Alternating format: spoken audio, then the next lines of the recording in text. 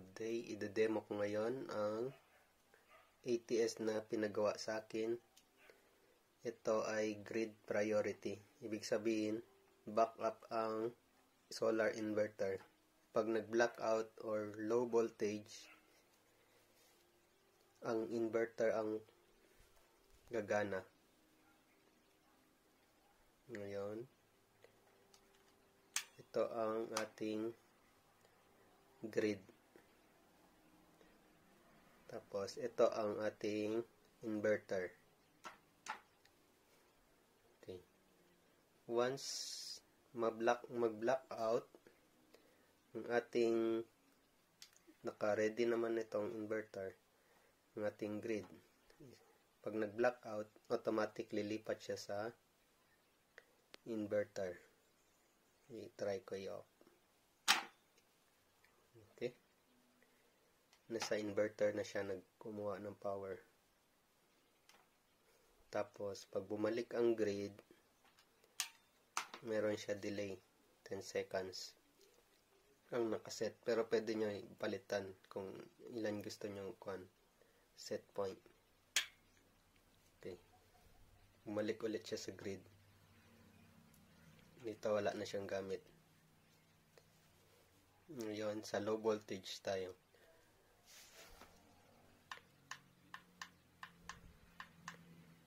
Okay, ang voltahe ngayon ay 220 volts.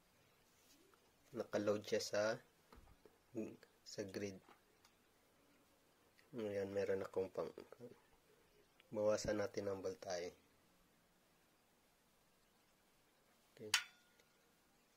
170 volts. Lumipat siya sa inverter.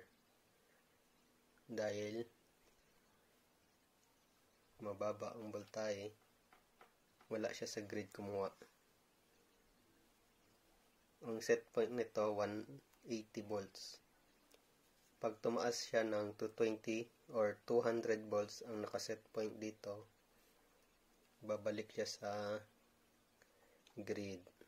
Ngayon, pag tumaas ng 200, okay, 200 in 10 seconds, babalik yan siya sa grid. Okay. Bumalik na siya sa grid. Dahil ang voltahe ay tumaas na. Pwede nyo palitan yan sa web portal niya kung ilan gusto nyo low voltage niya. Tapos ilan din gusto nyo voltahe kung kailan babalik.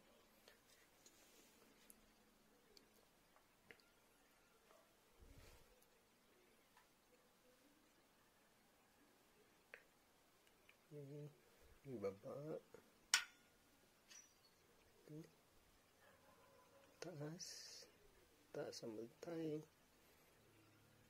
10 seconds, balik.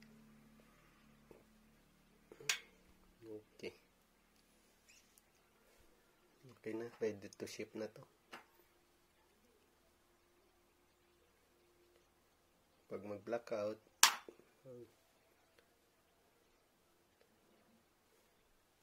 meron pa rin ang inverter. Pero pag nalobat, wala na. Pero pag may grid, pasok agad ang inverter.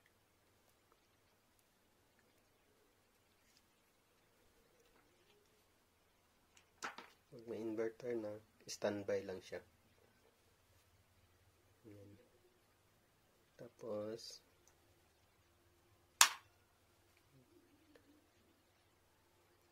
inverter ang gumamit.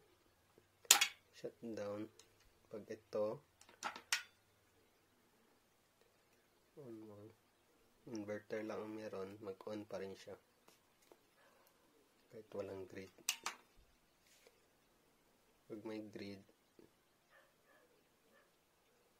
papasok na siya sa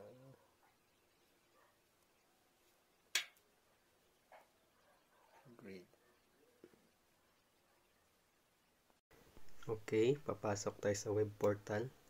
Pag naka-on ang ating inverter, Hintayin natin lalabas ang Wi-Fi. Pangalan nito Solar ATS. Yan. Mag-connect tayo dyan. Ang password nito ay solar123. Connect.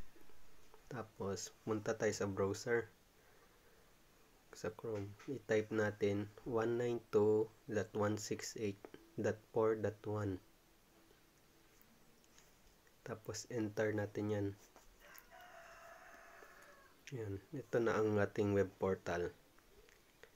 Makita natin dito ang ating DU detection. Yan yung ating grid. Tapos makita natin dito ang voltage at mga parameters, ang low voltage set point, high voltage. Itong high voltage kung kailan siya babalik.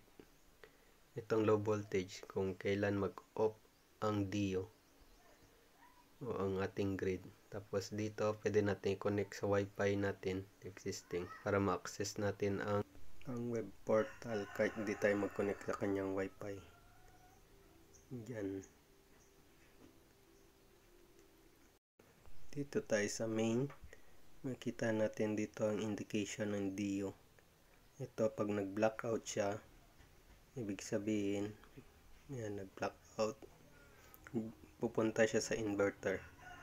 Tapos kung meron ng DU na ma-detect, babalik siya sa DU na output.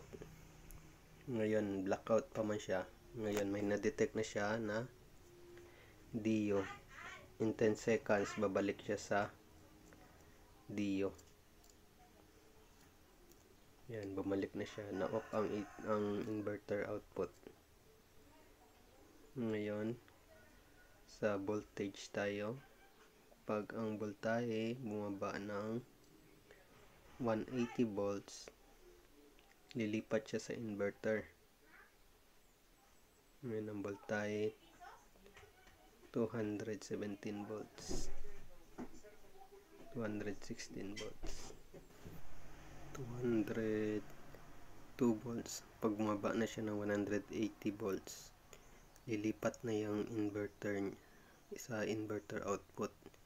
Ngayon 191 na lang, 189.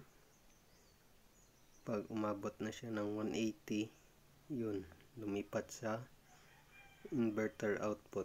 Bumitaw siya sa DU dahil low voltage ang DU natin. Hindi siya stable. Ngayon pag tumaas ulit sa 220 volts, meron yan delay. Pwede natin i-set point ang delay niya.